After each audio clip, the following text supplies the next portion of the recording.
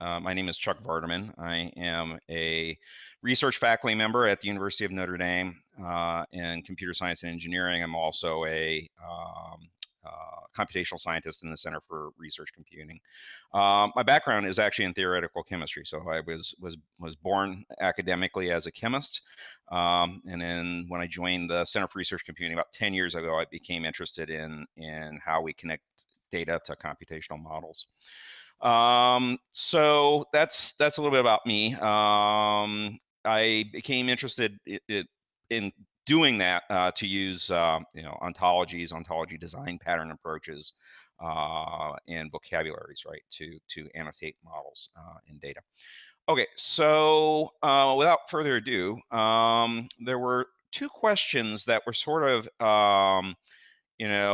posed in advance, and I did the prep work for those. So if it's okay I mean, I don't know if the folks that asked these questions are here or not. So here, let me actually open. I just want to open the chat so I have it on another screen. So my thought is that I would actually go through these a little bit. I didn't actually prepare any talk, but I've got some slides, or not some slides, some browser windows that I'll sort of loop through and talk a little bit about actually both of these things together. And the main links that I'll sort of loop through are in the slides here. So these will be available, so you can go find them. And then yeah, and then we can take questions as we're going, or if you have other questions. So if that's acceptable for everyone, I will go out to full screen. By the way, if you have trouble seeing some of these things, let me know. Okay, without further ado. So I started thinking a little bit yesterday about this idea of protected and unprotected data, right? And so one sort of, I would say, early adopter of FAIR has been the pharma industry. And they have this Pistola Alliance, which is essentially a huge alliance of various life science and biotech and traditional pharma companies. And they certainly have large amounts of protected data, but they're very interested in doing FAIR, right? And so there was this pretty interesting talk given by some folks from AstraZeneca who are sort of leading up this effort called Middle Out FAIR Data Integration with Knowledge Graphs. And I had to look through the talk yesterday after I discovered it, and it looks a lot like sort of what I had talked about on Tuesday. So it sort of reinforces the sort of takeaways, I think. So let me go to full screen and just sort of go through this. So this was a talk by Tom Plaster last May. And so I'm going to just sort of skip through. So this is once again the sort of FAIR data paper that sort of launched it all by Mark Wilkinson. And once again, FAIR stands for findable, accessible, interoperable, reusable. And so one of the things that sort of struck me is that one of the things that AstraZeneca did is that they created a URI policy for naming of all of their sort of resources, right? And so they basically created this structure where they have some sort of scheme, so HTTP, HTTPS. They have a purpose function, sort of their domain name, a concept, the source of that, and then some token which is usually not human readable. So some parts of this are human readable, some part aren't, right? And so the idea is that for the data objects, they can create a URI structure that's very similar to the vocabulary objects, right? And then link them together, right? They have authorization, right, and authentication, right? And so within the company, they can configure their authentication and authorization systems integrate it with the existing sort of LDAP sort of directory services approach that they currently have, and sort of provide secure applications to all of their people who should have access, right? But the part where the fair part, I think, comes in is that, and particularly, whoops, this point here is that, to be fair, they're using fair vocabularies, and those are open, right? And so the idea is that they're not necessarily completely closing off all of their underlying data, but they're using open as much as possible where they can, right? And then extending that with their own vocabularies, right? And so the idea is that they tend to reuse community standard that are already verified, quote unquote, and cross-mapped. So this is this harmonization bit that I was talking about on Tuesday. And they're not afraid, though, to actually add in their own terms, right? And so if there's something that's missing, they have their own namespace now with which they can publish their own vocabularies and then link those to other vocabularies, right?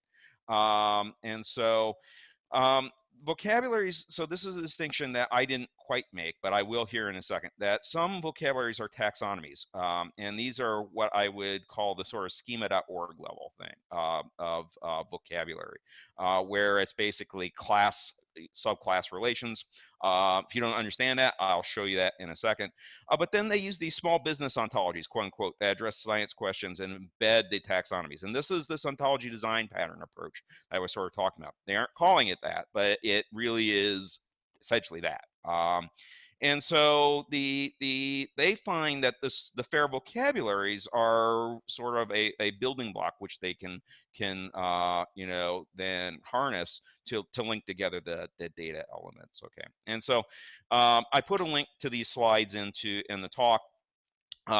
They go through this middle out integration, sort of the process of building and extending models. They open up Protege, they build a actual more formal model. They do some ETL, which I had some questions about on Tuesday, so that they can then do the integration of their data. They use Python to do that. They enrich existing reference materials so that you have the links. They publish the verified data sets, right? And then they have applications, right? So they build applications that then allow you to explore the data, right? And so this is sort of an example of their modeling. I'm not going to go into a lot of detail other than it is based off of something called BFO. And so this is on Tuesday, I put up sort of this ontology pyramid where you had upper ontologies at the top, and then you sort of had these mid-level ontologies. You had domain ontologies at the bottom. You have sort of these application ontologies, right? And so the point is to sort of link through this pyramid, so that way, if somebody is searching for information, they can start at some place using some sort of standard and then follow their nose to figure out what the actual structure of the graph looks like, right? And so they're using something called basic formal ontology. This is a well-known and adopted upper ontology in the life sciences, and actually in the earth sciences. And so, and I'll get into some other ontologies that sort of describe that, right? And so this is sort of an example of how they're reusing the bits from the Obo Foundry, sort of these upper level ontologies, particularly this participant. So there's RO is the role ontology. And so they're basically, using those properties then to extend out, for their needs, essentially. And they're also using web standards or other data standards, right? And so there's this DC types data set. So this is Dublin Core. So this is another sort of standard ontology. They're using SCOS, which is a way of talking about concepts. I'll talk a little bit about SCOS a little bit later. They tend to build tools, right? And so the idea is that you can build spreadsheets and then through that data pipeline, start to enrich those into actual knowledge graphs, right? So this is basically what I sort of wanted to go through and sort of highlight off of here, right? And so just because your your data may have some access controls to them, or they may have other sorts of issues, and you may need to do tracking, doesn't mean that you can't use FAIR principles. In fact, FAIR is useful for all kinds of data and reuse of the data, right? And adds value. So, okay, so are there any questions, I guess, on this first little bit? I'll shut up for a second.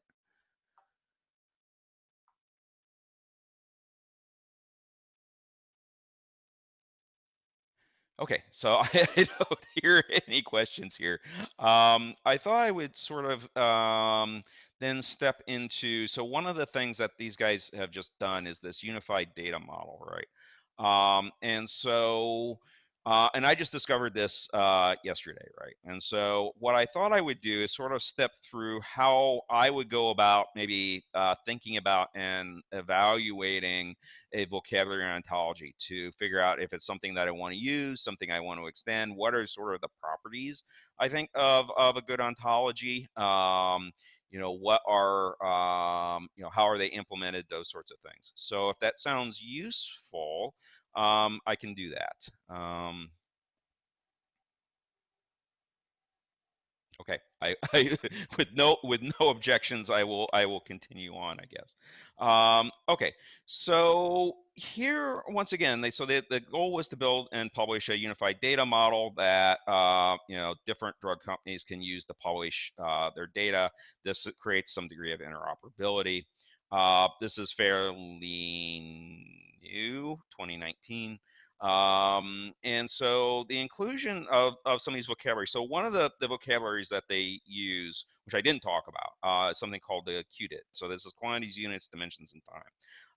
It originally originated as a NASA sort of ontology, but has been split out into something that is more or less on its own. It's being integrated with schema.org and other sorts of sort of more broad vocabularies. And it's been reused a lot. So it was used in something called this Open Facts project, which was a project, I guess, about 7 or 8 years ago that built out some of these first pipelines for pharma. And so I think they extended the vocabulary to include things like chemical concentration and all these other sorts of terms that weren't, or measures that weren't there.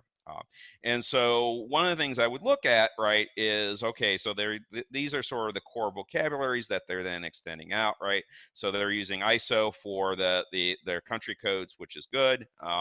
They're using a mop and reaction ontology. Okay, well, what do those look like? Well, so first of all, these are part of the Royal Society of Chemistry, right? So this is now a FAIR domain standard by which, so that you're now into sort of that domain ontology part of the pyramid. What is this thing? Okay, well, if we look, it's in GitHub. It's versioned, so that's good. There is documentation, which is kind of nice. Okay, so that's at least a good start of what they're trying to do. They have a browser for the terms, right? And so you can sort of go to this ontology search, which this is part of the OBO Foundry anyway, and so you can go through and see exactly what the class hierarchy is. This is actually a fairly useful tool, and it's a screenshot of this that I showed for Envo on Tuesday. So Envo is the environment ontology, right? What other sorts of things are going on here? Well, they have this thing called robot, right? And so this means that they're doing some sets of consistency checks in the ontology itself, right? And so that means that they're running essentially when they do they have some workflow that essentially when they publish a term, they basically have some tools that go through and double check to make sure that there's no typos, that the ontology is quote unquote logically consistent.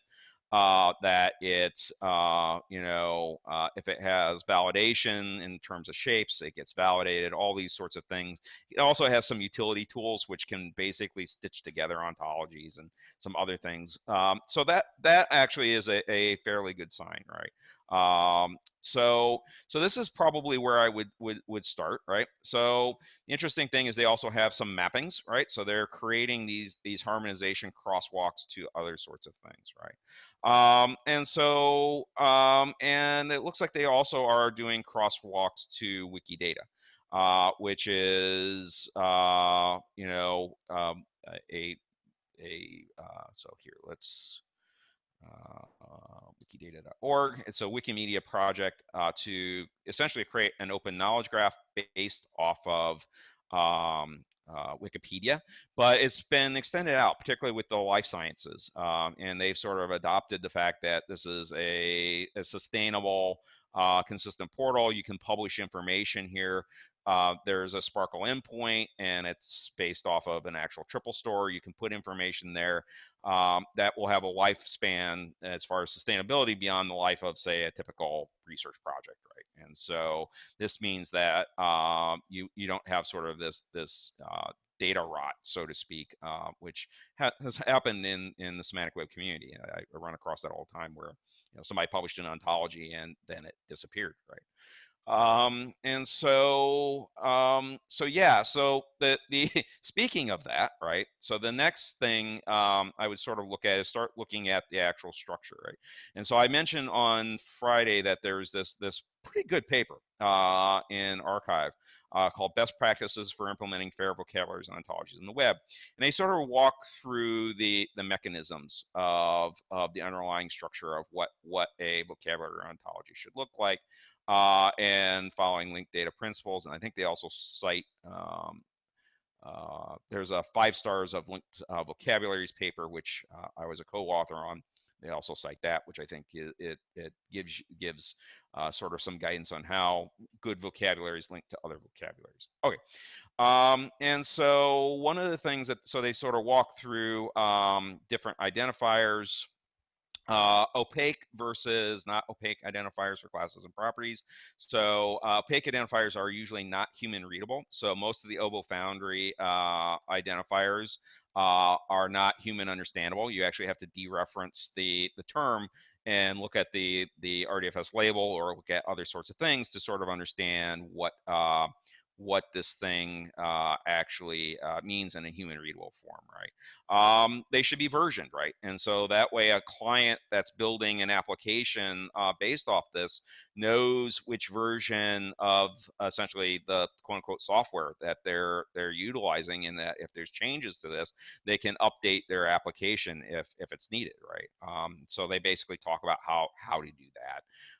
They talk about this persistent identifier, right? And so this is this sort of term rot that I was talking about. And so this W3ID allows you to create a persistent identifier that has a sustainable model behind it, and then be able to essentially self-publish those ontologies in GitHub, right? And so and then create links to those that are then actively web dereferenceable, right? So you can do the link data thing. And also they sort of talk about tools to then generate human readable documentation, right? So it's not just that these are machine readable, but that they also have good human readable documentation, right? And that they also have visualizations of the underlying graphs. So you can understand and as a visual representation what the graph structure looks like. Okay, so what are maybe some examples of these, right? So another example of what I would call a good ontology, right, is the semantic sensor network ontology. This was developed by the W3C and the OGC, so the organization that creates the web standards for your web browser, and the organization that creates standards for your maps, right? And so this is human readable documentation, but it's also machine dereferenceable. So if I go to the namespace for SSN, it basically, and I do a get on that resource, I get back a machine readable version. if I ask for a machine readable version. If I ask for a human readable version, I get redirected to this documentation, right? Once again, there is sort of some diagrams of what the actual structure of the ontology looks like, right? And so one of the interesting things about SOSA and SSN is that it was built off of an existing ontology, which was part of a W3C working group. It was never created into a standard or a recommendation, as the W3C calls it, right? And so this was called now is called SSNX, right? And so when they got together to essentially merge the observations and measures, which is the W3, the OGC sort of version of this, and SSNX, they modularized the ontology. So this is the other thing to sort of look at when you're looking at a vocabulary and an ontology is exactly how modular it is, right? And so the reason that they did that, right, is that sensor, so this SOSA, sensor observation sample and actuator sort of vocabulary, right, it is written at a very simple vocabulary or taxonomy level. It's not, I would say it's not a true ontology. In that it doesn't have any formal logics or axioms that are attached to it. But semantic sensor network imports this and then extends it, right? So an application that just is looking for a straight vocabulary without any of the complications of logics can just use this.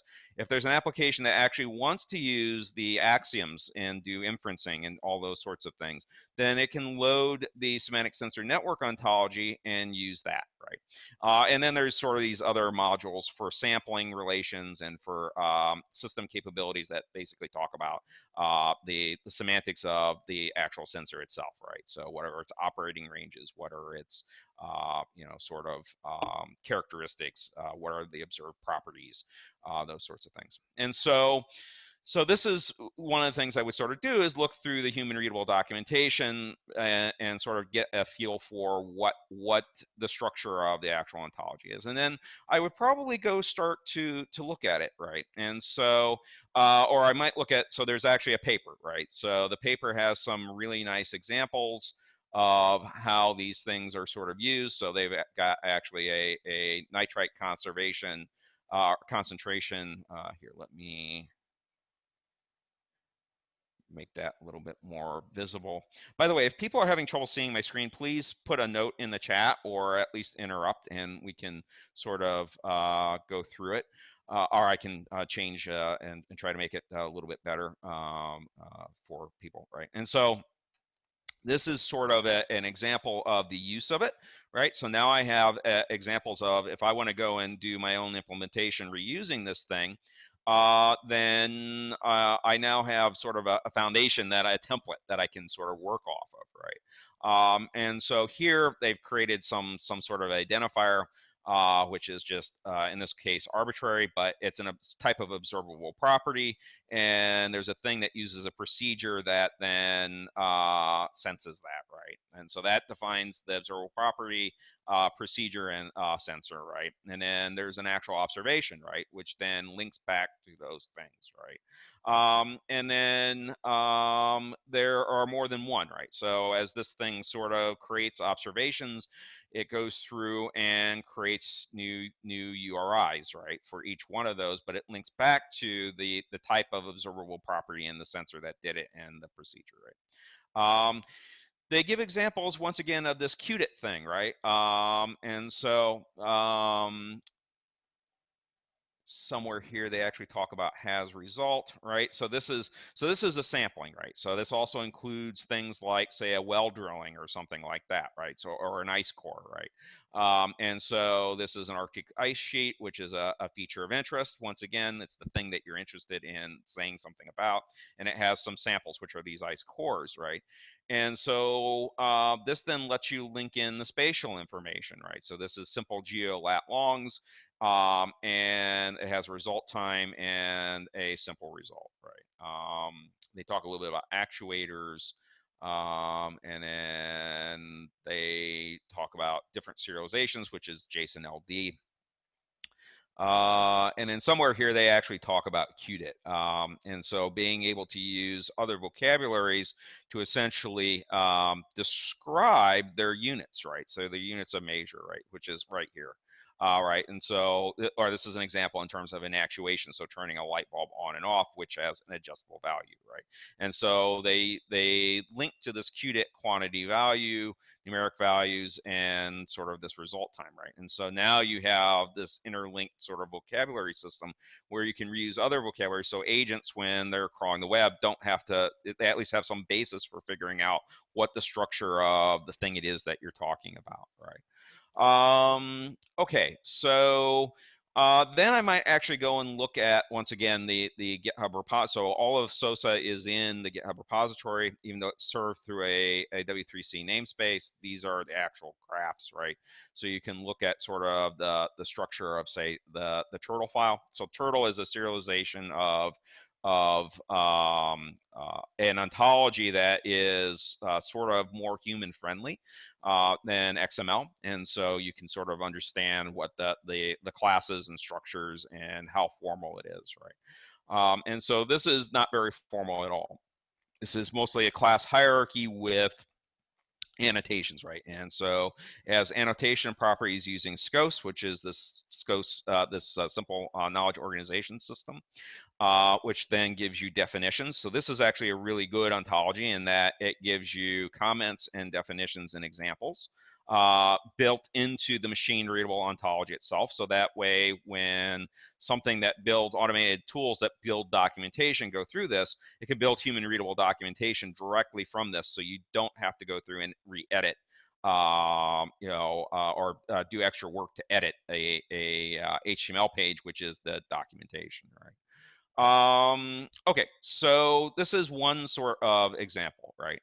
And it's written at a what I would call schema.org sort of level. So they import schema.org, right, or they have a prefix to schema.org, and then they sort of define these tools in terms of something called domain includes and range includes, and those are a little bit complicated sort of things, but they're the way that you the arrows is what we call a property. That's what links together the edges of the graph, the node to each of the nodes. Okay, and so you can have logics that are essentially attached to that thing, so that it can automatically infer information. Schema.org doesn't do that, right? And so this is a very informal sort of taxonomy, really. Okay, and so the next thing I guess I would sort of talk about in leaping into the science on schema or the schema.org level is that sometimes you don't need a sort of deep ontology. You just want to describe the provenance of a data set, right? And so science on schema.org is essentially a Earth Science Information Partners sort of cluster that is trying to put together guidance for science projects, for facilities, for members of what sort of the minimum information model should look like for a data set, right? And so they sort of have split this into two parts. A data repository, which basically gives you all the provenance information of how to describe a repository. So once again, this is reusing other vocabularies. It extends schema.org. Actually, it doesn't even extend it. It basically leverages schema.org for discovery, right? Now, the primary purpose of this is so that entities like Google and Bing, when they're crawling your landing pages for data sets, they can build an index, right? And so if somebody's on Google dataset search,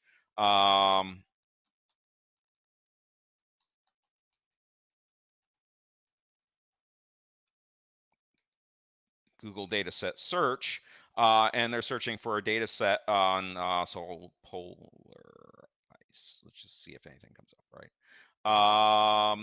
Then the data sets can basically get populated, right? So you have some chance of discovering the information, right?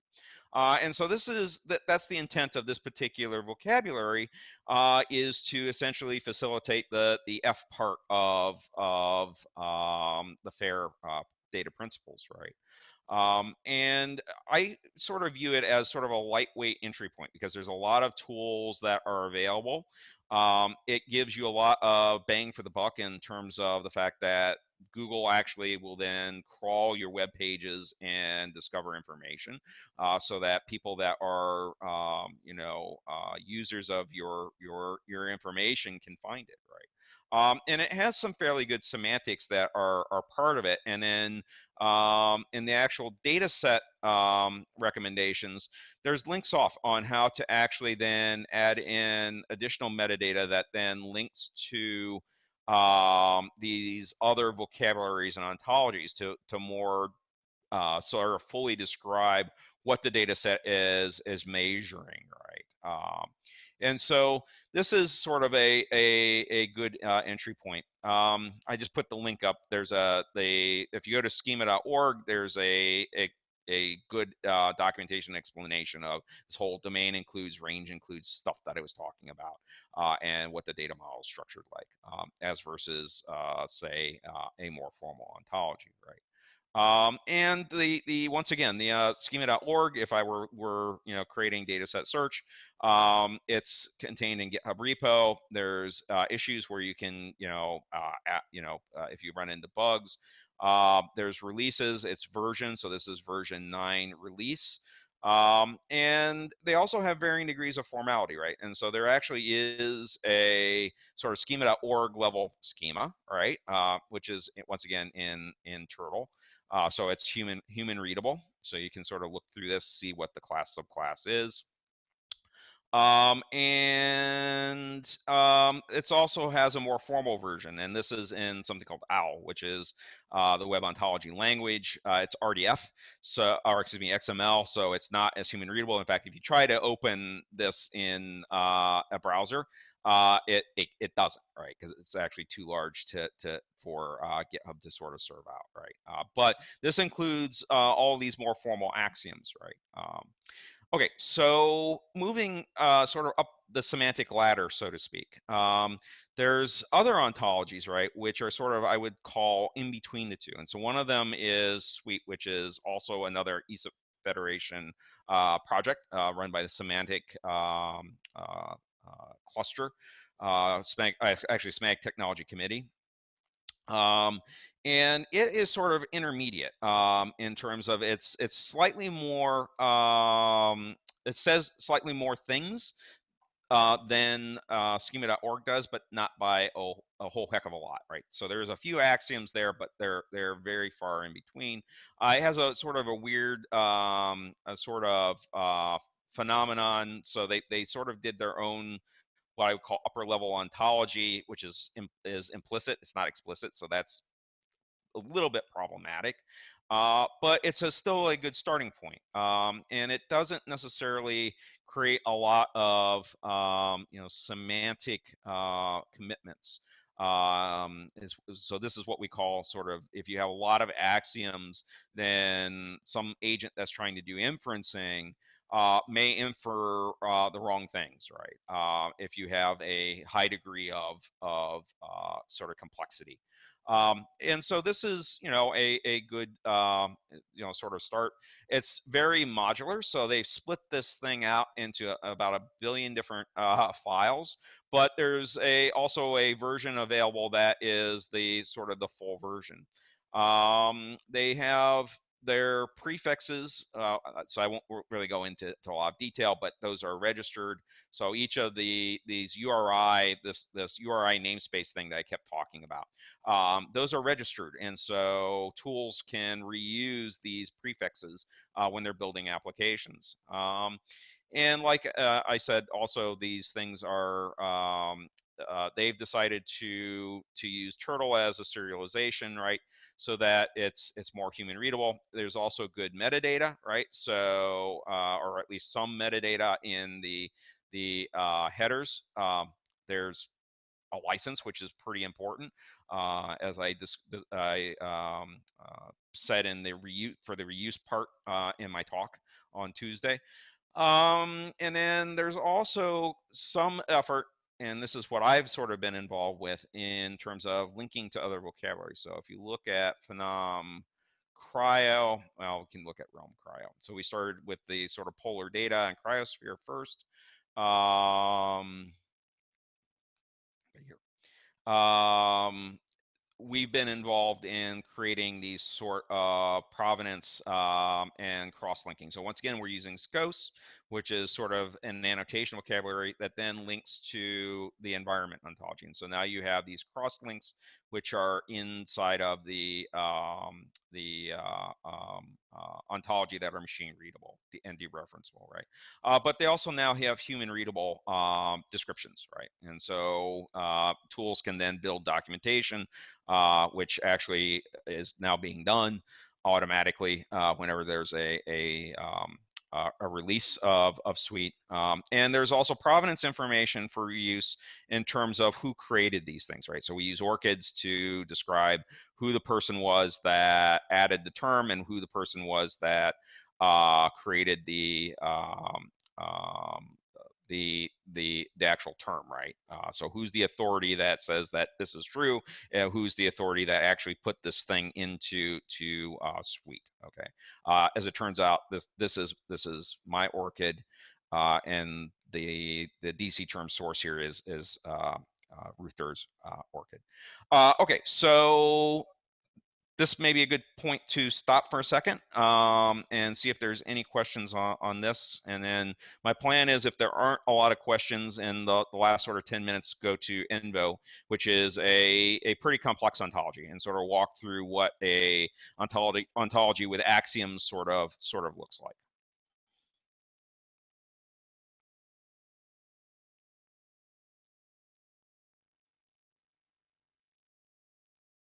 Okay, with no, everyone's been sort of very quiet, so I'm hoping that this is useful.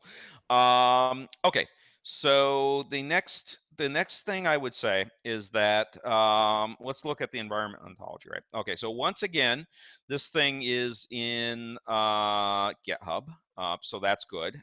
It's versioned. It has very good, so it has a link to a paper that sort of describes the underlying structure of it. It has, you know, sort of aim and scope. It has, you know, so it basically talks about the fact that it's part of the OBO Foundry. So this life science sort of thing. They use, it's modular, so they reuse essentially, you know, modular components from other ontologies, such as the relation ontology that I mentioned sort of at the beginning of this sort of walkthrough of ontology space.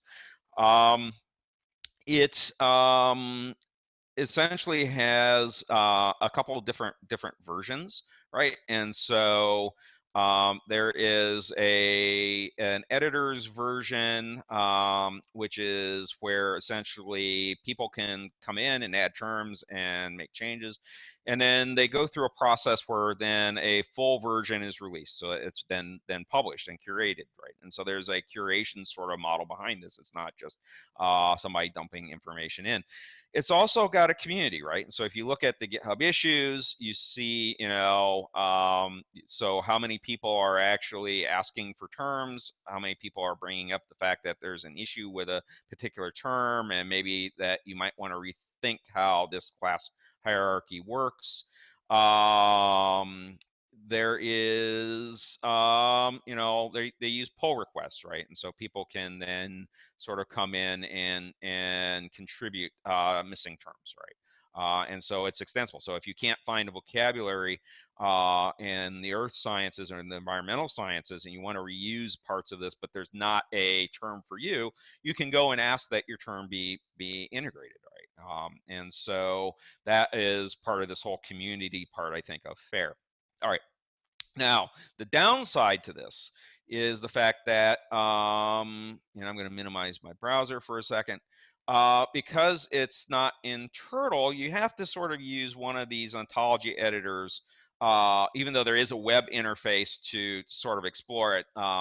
There's something called Protege, which is a ontology editor that came out of Stanford in the biomedical community. It's been reused a lot by other communities, but It has really good support for biology ontologies. And so, so what I would do is I would grab the OWL file, right, and I would open it in something like Protege, and then start doing this sort of analysis, which is what I, sort of have been doing with each of these previous examples of ontologies, right, or vocabularies, right. And so the first thing I would do is open this thing up and say, oh, okay, well, what is in the ontology itself? What sorts of things are there, right? Well, there's a description which is in a standardized vocabulary, Dublin Core, and a title. So this basically tells me exactly what it is. There's, once again, a license, so that is good because I know that it's reusable. And there's also, this context behind it. So there's a bunch of ORCIDs here, which are persistent identifiers for researchers and people that I can go to, so I know who is essentially associated with this particular ontology, right, and who I can contact, right. It does imports, right? And so an import is essentially a reuse of an ontology that is a little bit more formal in that it sort of breaks if you don't do the import for the reasoners. And so an import statement basically means that a reasoner will ask for that ontology, that graph, before it will do any inferencing on this graph. So these are all the sort of so what I would call akin in software development to a library that then is needed essentially for this ontology to operate correctly, right? And then there's some statistics here on the side, which I think are kind of useful, right? So there's a lot of axioms and a lot of logical axioms. So there's 10,000 logical axioms, right? And that means that there's sort of deep formal logics that are attached to them, right? And then the next thing I would probably do is open the entities tab in Protege and start to look at what sorts of things, what sort of terms are defined, right? And so you'll notice the first thing that when you open this thing up, there's these obsoleted classes which are kept and not deleted, but they're just marked as obsoleted or deprecated, and then they have a link to the term that replaces them. So this is good, right? And so this means that this ontology won't suddenly start to disappear terms on you if you start to build an application out from this. So this is sort of the last thing that you want to have happen is that, you build some application and that term no longer exists because it's been, removed. And so this is basically deprecates a term and then it uses this term is replaced by, right? And so this gives me a link to the new term that I should be using. And so this gives me an indication of there's something I need to fix in my code, or maybe if I'm fine with it doing automated sort of term replaced by, it can link to the new term, right? The class hierarchy is this BFO class hierarchy, which is there was a sort of the slide I put up way about an hour ago. And it started out with continuance and occurrence. So these are sort of this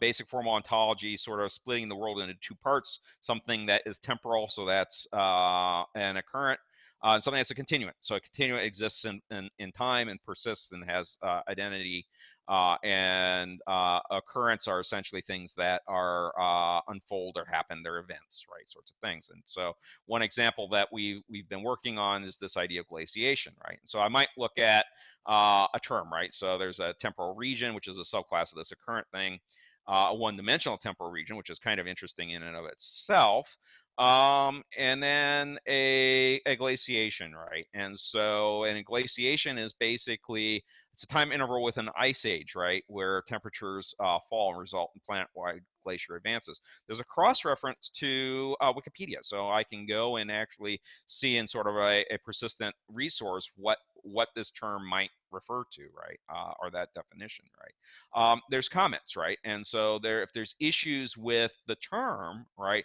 they're now documented, right? So some scientific communities have, issues with terms in terms of, their different parts of the community have different definitions.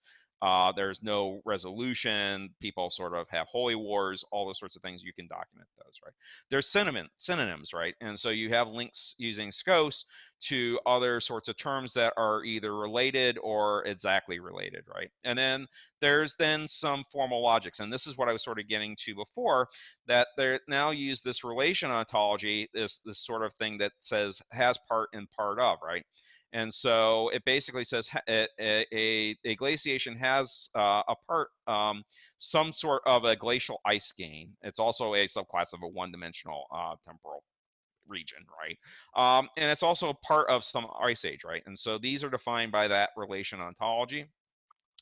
And ice gain. So what is ice gain? So the other nice thing about this tool is that you can sort of click on terms and follow your nose, and you can sort of figure out what a glacial ice gain is, right?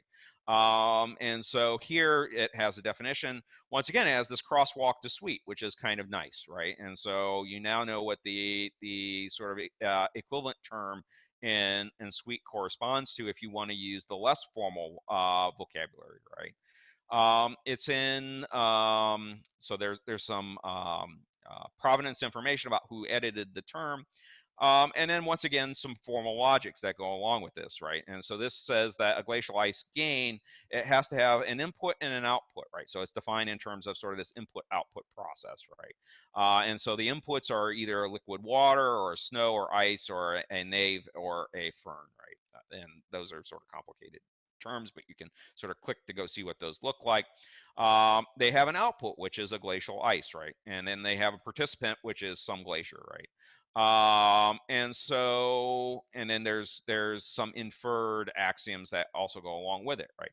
And so the other thing I'll sort of briefly comment on is that um, Invo is structured that you don't have to enter all this information yourself. They actually do reasoning on at the ontology and vocabulary level. And so some of these sort of class participants, this information here is actually inferred by a reasoner and sort of extends out the vocabulary itself, right? And so and then they do quality checks to make sure that inferences actually make sense in terms of what it's actually saying in term and then relation to the science, right? And so defines participant relationships, material transport process, those sorts of things. So this is what I would call a more formal ontology. Okay, I have been talking for a long time and we're almost at the end of our hour. I think we've got 9 minutes left in my office hours. So I'm going to stop talking for a minute and see if folks actually um, have questions or if this is useful or not useful or yeah, I'd like to hear from you.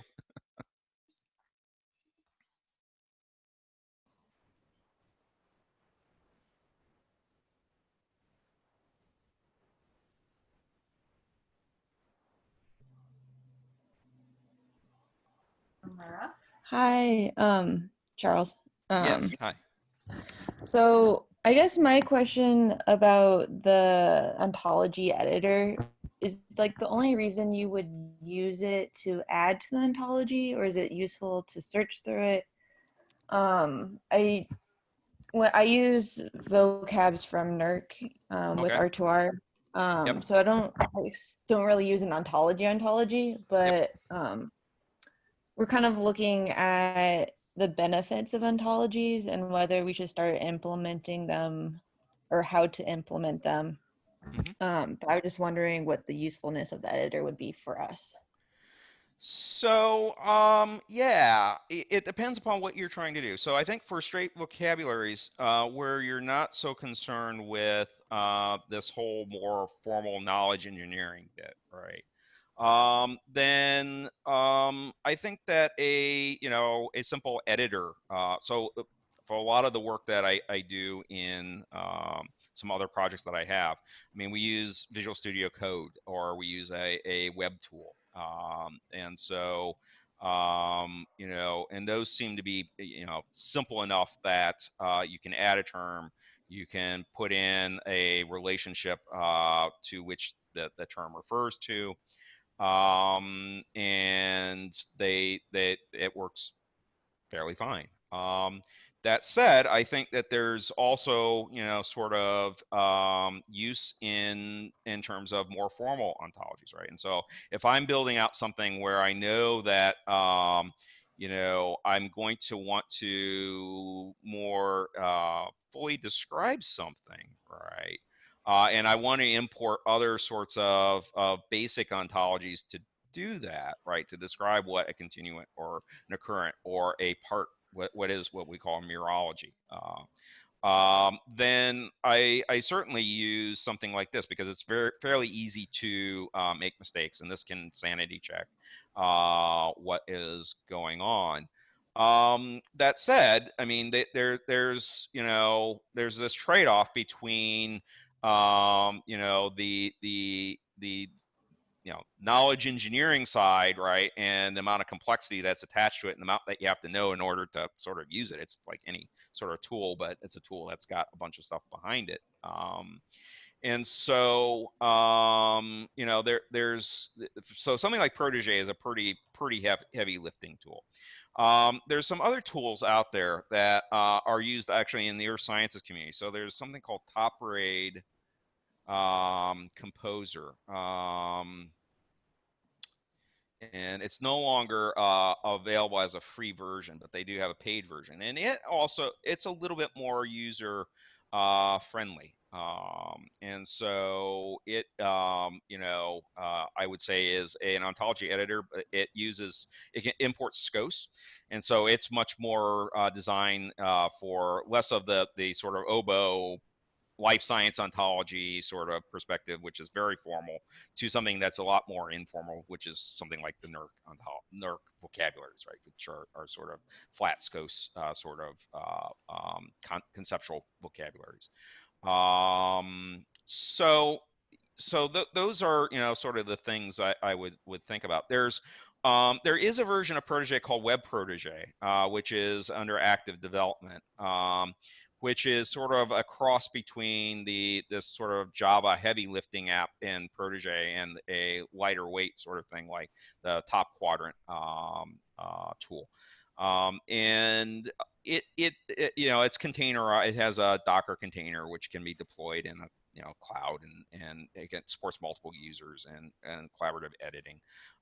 So that's another option for doing sort of this ontology development. I would say that also being part of a community. So this knowledge engineering and harmonization is, I think, hard. And so I think that's the other sort of thing is that I think FAIR does sort of require a community effort. And so I mean, there's been some talk in the ESUP clusters about the NERC vocabularies and how those sort of relate to and how to do the harmonization between something that's more formal and less formal. So I think these crosswalks are going to be built eventually. It just takes time because a lot of these efforts are sort of unfunded, right? Which is a shame. So did I answer your question? Yeah, you did. That was really helpful. Okay. And yeah, I've heard that NERC is on their ongoing work with ontologies, so it's a matter of time before it shows up, really. Um, this is all very interesting, and hopefully it will help in our work. Yeah, and I should mention that the CICOE also is so I've been working as part of the CICOE directly with the ESUP clusters for doing this harmonization. And we also, are working with, the large facilities communities too, right? And so I've been working with, sort of the neon data in terms of, where do we start with, contextualizing a plot, right? Or a site, neon site, research site, right? So that then you can actually talk about a measurement of some ecosystem relative to that place and site, right? And so these are sort of ways that maybe a scientist might start looking for information, right? And those are sort of linked to this sort of schema.org level, so that a web browser researcher that's looking for something on. So Abbey Road is one of my favorite neon sites, just because if you do a search for Abbey Road, you end up with a Beatles reference, not necessarily a research site, right? And they have rich sort of human readable information about their sites, but not necessarily rich machine readable information. And so those are sort of other places that you can sort of go to and start to build out modular bits of structure in your data, right? So it's not an all or nothing thing. Vocabularies are still very useful. They're a very good entry point. but then you can start to sort of build out these little modular knowledge graphs that then add value to everything.